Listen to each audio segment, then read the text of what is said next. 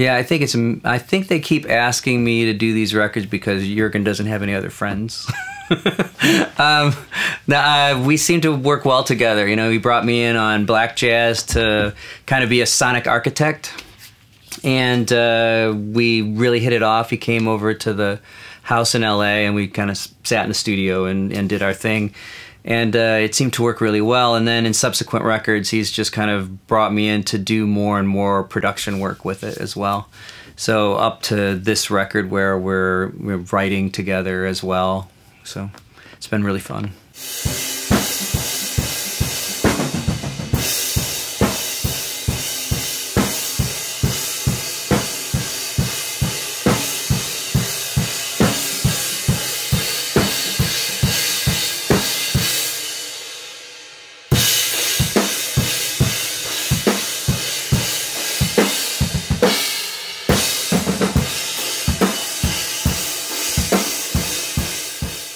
Every record we've tried to change it up a bit.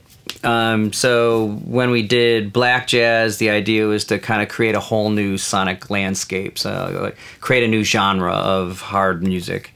So it's kind of like taking aspects of industrial and jazz and black metal and rock and kind of throwing them all together and creating this, you know, thing we call Black Jazz. And then subsequent record 111, we tried to take that format and get out of some of the free jazz experimental stuff and kind of tighten up the compositions so that they had a little more kind of immediate energy and hit you right over the head with the hooks. And the next record, we kind of expanded that further and added more melody.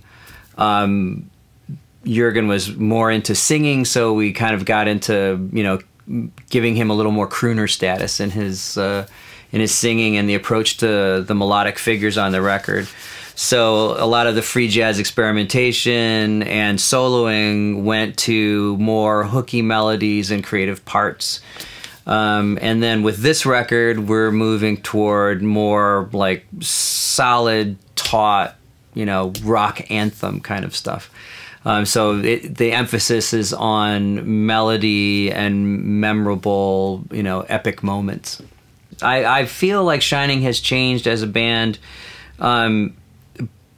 really as far as they're taking more and more chances. And by chances, I mean they were a really kind of avant-garde experimental band that were doing a lot of stuff in the left field, you know.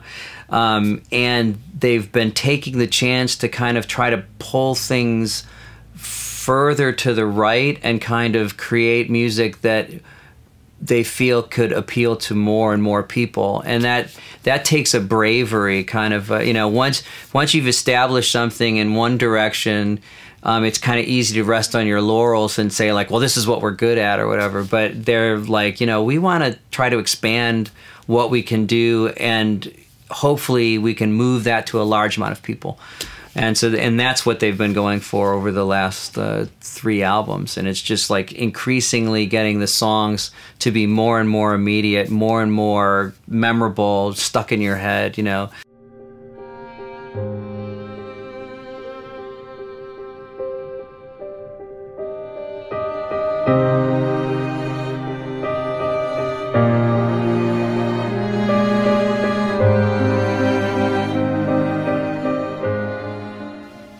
What is this called? Slippers? Slippers? That's a slipper? I don't know. Yeah, these are really comfortable. Yeah, it's better than wearing leather boots like Jürgen. You know, it's we feel like we're in contact with the studio floor. You know, it's more like, yeah. So and it's like this one has some good vibes as well. It's yeah. I know it's really good. It is, because it's relaxing, and even though we're just recording 1 song a day, we're here 12 hours. So if I were to wear some heavy outdoor winter boots, I wouldn't relax. And I wouldn't look half as cool. Because this looks cool. Suck on that, political correct douchebags.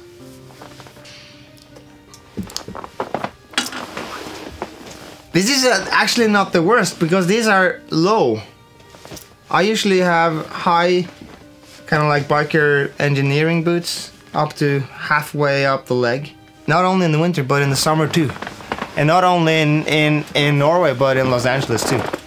It could be like 40 degrees Celsius on the beach, and this is what I'm wearing. Because he's a jerk, I think. Most likely because he's a jerk. It could also be because he needs to feel like a man. And it starts with your feet. No, it doesn't. It's all in your head, Jürgen. It's all in your head. Or it's in the slippers. Could be.